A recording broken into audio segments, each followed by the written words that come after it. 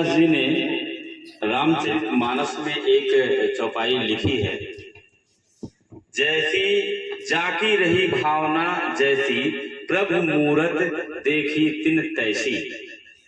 अर्थात हम जिसके बारे में जैसा सोच लेते हैं, जैसा मानते हैं, वो हमको वैसा ही लगने लगता है, दिखने लगता है। हमारी भावना जिस व्यक्ति के साथ अच्छी होगी वो हमें भी अच्छा ही सोचेगा, हमारे लिए सदैव वो हर कार्य में सहयोग देने के लिए तत्पर रहेगा। एक बार अकबर और बीरबल बैठे हुए थे, तो बीरबल ने यही बात कह दी, तो अकबर ने कहा ये कैसे संभव है, ये संभव ही नहीं है। तो बीरबल ने कहा देखिए महाराज जहां बना, आप यदि किसी मनुष्य के बारे में अच्छा सोचते हैं तो वो भी आपके बारे में अच्छा ही सोचेगा। यदि आपने उसके बारे में बुरा सोचा, गलत सोचा, आपके पास उसके लिए अच्छी भावनाएं नहीं है, तो वो भी आपके प्रति अच्छा नहीं सोचेगा, वो भी द्वेष भावना आपके प्रति रखेगा। तो अकबर ने कहा मैं इसको कैसे मानूं, आप सिद्ध करके दिखाओ। अगर तुमने सिद्ध कर दिया तो मैं मान जाऊंगा कि तुम्हारी बातों में सत्यता है और तुमको मैं पुरस्कार भी दूंगा। बीरबल ने कहा ठीक है चलते हैं। दोनों लोग जंगल की ओर गए और देखा एक दूर से बुढ़िया चली आ रही है। बुढ़िया चली आ रही है, उसके सिर में लकड़ी का गट्ठर है, एक मतलब लकड़ी काट के लाई हुई थी, वो जलाने के लिए या बेचने के लिए, किसी भी कार्य के लिए। तो बीरबल ने कहा महाराज आप इस बुढ़िया के बारे में अच्छा सोचिए, अगर आपने इसके लिए अच्छा सोचा तो ये बुढ़िया भी आपके बारे में अच्छा सोचेगी। तो कहा लेकिन हमको पता कैसे चलेगा? तो कहा एक काम करते हैं, आप झाड़ियों के पीछे छिप जाइए और मैं बात करूंगा बुढ़िया से। तो राजा ने कहा ठीक है। राजा अकबर जाके झाड़ियों के पीछे छिप जाते हैं और बीरबल पहुंचते हैं बुढ़िया के पास।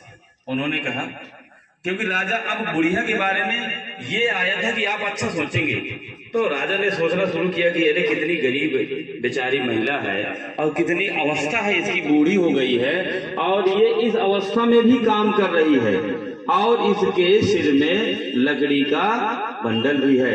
मैं कल इसके लिए बढ़िया घर बनवा दूंगा, इसके घर में सारी सुविधा करवा दूंगा ताकि इसको इधर उधर भटकना ना पड़े। राजा के मन में अच्छे विचार आए थे। तो बीरबल जैसे ही पहुंचे बुढ़िया के पास और कहने लगे कि माता जी राजा अकबर खत्म हो गए। बुढ़िया ने कहा क्या?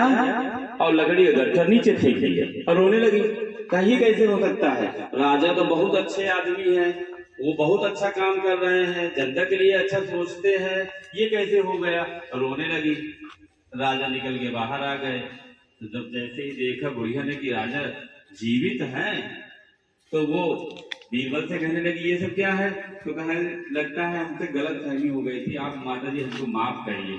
राजा ने कहा यार तुम्हारी ये बात तो सत्य निकल गई, अगर हम किसी के बारे में अच्छा सोचते हैं तो वो भी हमारे बारे में अच्छा सोचता है, ये बात तो सत्य हो गई।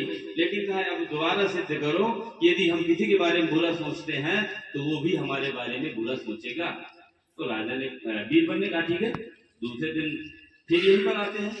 दूसरा दिन हुआ, दूसरे दिन आए और फिर उसी तरह अकबर ने कहा कि अब हमको वो बात सत्य करके दिखाओ, कल तुम्हारी बात सत्य निकली थी, आज हम इसकी बुढ़िया के बारे में गलत सोचेंगे, अपने मन में गलत विचार रखेंगे, फिर देखते हैं कि इसके प्रति जो इसके अंदर हमारे प्रति इतना प्रेम था, इतना स्नेह था, अब उसका क्या होगा? तो बीरबल ने कहा कोई बात नहीं। बुढ़िया फिर से उसी तरह आ रही है और राजा झाड़ी के पीछे छिपे हुए हैं और राजा के मन में बुरे विचार चालू, कितनी दुष्ट बुढ़िया है, जब देखो तक हमारे जंगल का सफाया कर रही है, लकड़ी काट रही है, लकड़ी काट काट कर बेच रही है, आज मैं इस दुष्ट को सजा दूंगा। बस इतना सोच के राजा छिपा। बीरबल पहुंचे, बोले माता जी आपने सुना अरे कहा तुम कुछ ना सुनाओ, तुमने कल कहा था कि राजा मर गया है, लेकिन राजा मरा ही नहीं, इतना दुष्ट राजा है। बताओ हमारे बारे में कैसे कैसे सोचता है। हम अपने जीवन यापन के लिए क्या लकड़ी भी न काटे, हमको कुछ दे जाता है क्या? तो वीरभद्र ने कहा नहीं क्या हुआ भाई? अरे कहा कुछ नहीं, कहा उस राजा की तो बात ही नहीं करना तुम, वो राजा अच्छा नहीं है। राजा निकल आया तुरंत बाहर की, अरे माता जी क्षमा करिए, मैं आपके लिए अच्छा ही करूंगा, ये तो भावनाओं का खेल था, ये तो हम दोनों, मैं और अपने मंत्री के साथ देखना चाहते थे कि यदि हम किसी के बारे में अच्छा सोचते हैं तो वो हमारे बारे में कैसा सोचता है।